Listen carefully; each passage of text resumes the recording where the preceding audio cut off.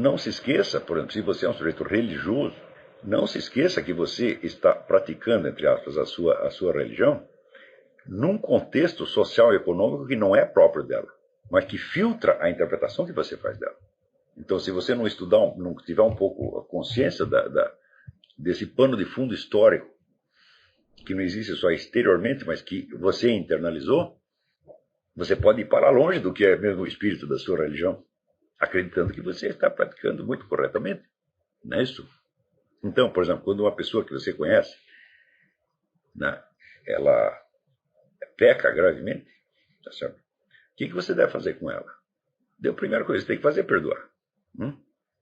E deixar que a pessoa seja assim e considerá-la, vamos dizer, na sua integridade de pessoa como algo que está intacto, tá certo? E apenas advertir a pessoa do risco espiritual que ela corre.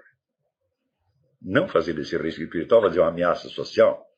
Quando o Cristo diz que você deve perdoar o seu irmão não 70 vezes, mas 7 vezes 70, era isso que ele queria dizer, ué. Você vai perdoar o cara 490 vezes, tá certo? Mas ao mesmo tempo você estaria falhando gravemente ao seu dever se você não o advertisse de, olha, isso aí pode ter consequências espirituais terríveis, tá certo? Mas quem está ligando para as consequências espirituais? Digam sinceramente, né? Quando você vê um sujeito, né, ladrão, bêbado, adúltero, etc, etc, é com a alma imortal dele que vocês estão preocupados? Ou com a incomodidade social ou estética que ele está causando? E daí você tem aquela reação de horror e se sente de algum modo superior à pessoa. Digo, você está totalmente errado. Isso aí não leva a nada. Isso aí só vai prender você e ele dentro desse jogo das tensões da psique terrestre. Não vai levar a mais nada. Então, hoje eu entendo, por exemplo, que, vamos dizer, que a substância do amor ao próximo é o perdão. Não é você gostar da pessoa, não é você apreciar a pessoa. Não é você gostar de estar junto dela. O que é amar uma pessoa? Amar a pessoa é ser advogado dela perante o juízo final.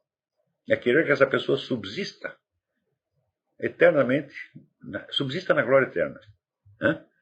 E você assumir uma certa responsabilidade por isso. Como se, vamos dizer, o futuro dela dependesse de você.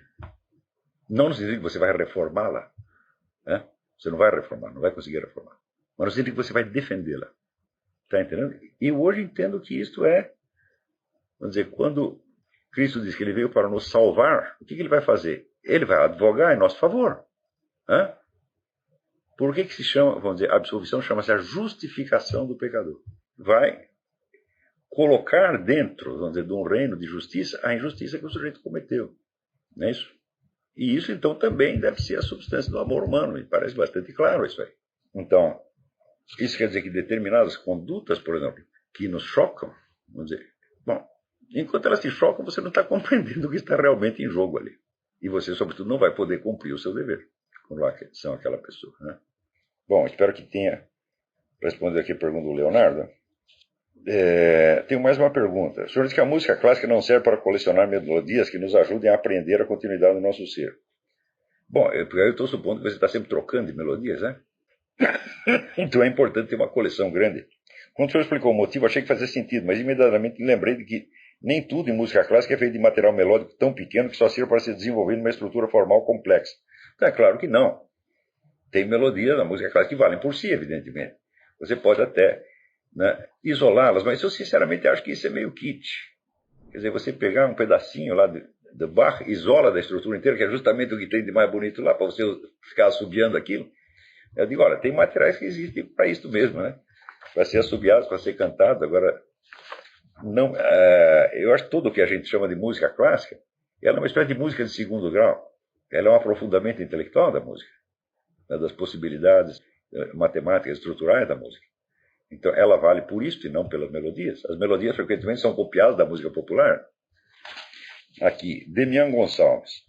É possível que a percepção do eu profundo nos venha de maneira involuntária e súbita em certas ocasiões, sem que sejamos capazes de atinar com o que está acontecendo? Perfeitamente. Eu posso dizer que praticamente nenhuma pessoa viveu sem ter esse contato alguma vez na vida. Mas foi exatamente como vocês veem, de maneira involuntária e súbita, sem que você atine com o que está acontecendo. Pergunto isso porque depois da aula 57 passei a recapitular certas experiências que às vezes tenho e não sei explicar. Basicamente, elas costumam ocorrer durante um desempenho de atividades repetitivas ou em momentos de apatia, e a sensação que provoca é de um repentino distanciamento das circunstâncias, acompanhado de uma espécie de silêncio mental. A mais marcante dessas experiências me aconteceu na infância durante um ditado escolar. A certa altura, as palavras ditadas, de tão repetidas, já não eram mais que som despidos de significado, e a contemplação prolongada do rosto da professora que estava perto produzia efeito análogo na minha visão, como se mesmo os objetos vistos tivessem perdido sua carga semântica. Lembro que então tive uma percepção bem mais nítida de mim mesmo, e não apenas em intensidade, era como se descobrisse ser outra pessoa. Acompanhava essa percepção, porém, não um sentimento de júbilo, e sim de perplexidade. As coisas ao redor pareciam absurdas, ou no mínimo desnecessárias. A arbitrariedade do som que se articulava em palavras contaminava todo o resto e até a forma humana. E a pele envelhecida da professora. Bom, essa não é ainda uma experiência do eu profundo, é apenas uma aparência, uma impressão de distanciamento da circunstância psicofísica presente. Isso ainda não basta. Para você ter experiência do eu profundo, é preciso que você se perceba como poder constitutivo. Como consciência, em primeiro lugar, quase como, não só como consciência disto ou daquilo, mas como detentor de um universo imenso de possibilidades de consciência. Quando você percebe, tem um vislumbre do conjunto do que você soube, experimentou e das possibilidades que você tem, e ao mesmo tempo você se experimenta como centro criador, como centro produtor de acontecimento. É só aí que tem o eu profundo. Quer dizer, esse distanciamento ele não basta ainda. Às vezes ele pode até te dar uma experiência de vazio, e não se trata disso. Não há nada mais pleno do que a experiência do eu profundo. Sobretudo se esse eu profundo for desligado. O mais extraordinário é o seguinte: a experiência do eu profundo não é desligada do mundo exterior. Ela abrange o mundo exterior. Você não está desatento ao que se passa, você não está desligado, você não está lá fechado. Não é isso. Né? Inclusive o seu senso de participação na realidade física, ele até se intensifica, só que ele passa a ser um pedacinho. Na verdade, é uma mudança de foco. Quer dizer, normalmente nós temos a ideia de nós mesmos como alguém que está, vamos dizer, recebendo estímulos, alguém que está dentro de uma situação. De repente, você percebe que a situação está dentro de você e que o plano da sua alma imortal é imensamente maior do que essa situação ou qualquer outra. Então você não desliga totalmente desta situação. De modo que isto que você sentiu foi ainda apenas um distanciamento, mas já é alguma coisa, é? Será que a experiência poderia ser aplicada por percepção, talvez um vago pressentimento do eu profundo? É um vago pressentimento. Se houve essa experiência de distanciamento, então podemos dizer que apenas você pressentiu que além da situação fisicamente presente, há algo mais que está colocado num outro plano de realidade. Mas, se não houve este sentimento de abrangência, e sim um sentimento de distanciamento, então ainda é uma coisa parcial, ainda é, por assim dizer, separativa. Está entendendo? Então, vamos dizer, o mero não pensar não é não pensar ou não se envolver pelas sensações presentes, não é o suficiente. É preciso que você envolva as situações presentes. Você entenda que o que você está vivenciando agora fisicamente é parte do seu mundo. Não é que você é parte daquele mundo. O seu corpo, sim, é parte da situação externa. Né? Então, o seu corpo está dentro da situação externa, mas você não está. Nenhuma situação externa pode abranger você. Mesmo porque, lembre-se do seguinte, você está vivendo essa situação de agora com toda a memória que você já tem do passado, com todas as experiências desenvolvidas ao longo do tempo, com todos os potenciais desenvolvidos ao longo do tempo. Você é tudo isso. Qualquer situação presente, ela envolve o seu corpo, mas não envolve você inteiro. Vamos dizer, essa experiência do eu profundo, na verdade, não é um eu profundo, a gente usa profundo, isso é metáfora, eu profundo. Né? O profundo e o superficial só existe fisicamente, só existe espacialmente. Então, até a expressão eu profundo é apenas uma metáfora.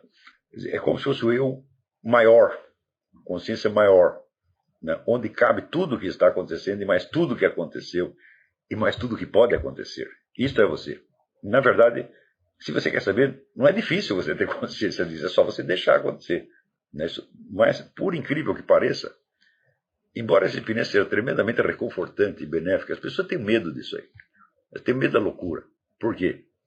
Esta noção, vamos dizer, de normalidade, de sanidade, como identificada apenas com aquilo que é administrativamente reconhecido como o cotidiano normal, é uma das coisas mais, das camisas de força mais brutais e perversas que foram impostas ao ser humano pela modernidade. Eu digo, praticamente todo mundo antes da modernidade estava livre disso. Você vê a naturalidade, por exemplo, com que até a Idade Média, ou em qualquer tribo de índio, as pessoas falam de anjos e demônios que elas viram como se fosse uma coisa cotidiana. Né? Então, quer dizer, estão acostumados com um círculo de experiência muito maior, nem por isso ficam loucas. Mas, hoje em dia, eu conheço pessoa que, se ela teve, por exemplo, uma pessoa que teve uma premonição, ela pode ficar, só por causa disso, terrorizada, achar que ficou louca só por causa disso. Então, quer dizer, a visão que o ser humano tem de si mesmo foi barbaramente comprimida, e exprimida e desumanizada. Então, as pessoas estão vivendo muito abaixo do que o ser humano pode. E é por isso mesmo que surgem coisas como o movimento do potencial humano. Né? Então, em outras épocas, onde a sociedade não era tão organizada, não era tão administrada, onde os papéis sociais não estavam tão definidos burocraticamente, juridicamente, tá certo? As pessoas tinham essa experiência o tempo todo e não ficavam assustadas por causa disso. Então, uma vez eu li uma coisa, eu não lembro onde eu li, mas eu achei um negócio espetacular. Você diz, olha, existem mais depoimentos de pessoas que viram o demônio do que de pessoas que viram qualquer outra pessoa. Existem mais testemunhos da existência do demônio do que testemunhos de qualquer pessoa na face da Terra. E eu digo, isso é verdade. Eu digo, bom, e Jesus, Nossa Senhora? Teve mais gente que viu Jesus Nossa Senhora do que pessoa que viram qualquer outra pessoa. Então, isso faz parte do mundo humano. Agora, se nós acreditamos que somente aquelas visões e percepções que correspondem à nossa posição social determinada dentro da estrutura econômica são normais, tá certo? Então, nós mesmos nos transformamos em bichinhos, nós mesmos, né, nos separamos da nossa alma imortal e depois ainda vamos reclamar. Agora, é claro, vamos dizer que essa abertura, ela modifica todo o seu senso de moralidade, por exemplo. Por exemplo, você passa a julgar as coisas num outro plano, não de moralidade material, de que tal coisa assim é errada, tal outra é feia, não, mas pelas implicações eternas. Você sonda os motivos que a sua alma imortal teve para escolher isto ou escolher aquilo. Né? E você vê que é coisa de uma gravidade imensa, a gravidade, para dizer, eterna. Então, desse ponto de vista, você passa a ser como se você deixa de ser um súdito, você passa a ser um governante, um rei do seu universo, tá entendendo? Com toda a responsabilidade para você. Pior, a partir desse momento não existe ninguém acima de você a não ser Deus. Ninguém mais manda em você. Ninguém mais pode te proteger. Ninguém mais pode te ajudar. É só, vamos dizer, Deus no céu e você na terra, meu filho. E esta é a condição humana real. Existem pessoas acima de nós, enquanto nós somos crianças, ou então simbolicamente, dentro de uma regra de jogo social, é válida nos momentos e não é no outro. Mas, a rigor, todo ser humano é um poder autônomo acima do qual só existe Deus, não tem mais nada. E esse acima, a gente continua usando a imagem espacial, você vê que coisa? Desculpa a expressão, mas é um acima que está dentro. Né? É algo que é dentro de você, mas que é superior a você ao mesmo tempo. Né? Então, as imagens espaciais normalmente são metáforas apenas. Mas eu tenho certeza que cada um aqui está sabendo do que eu estou falando.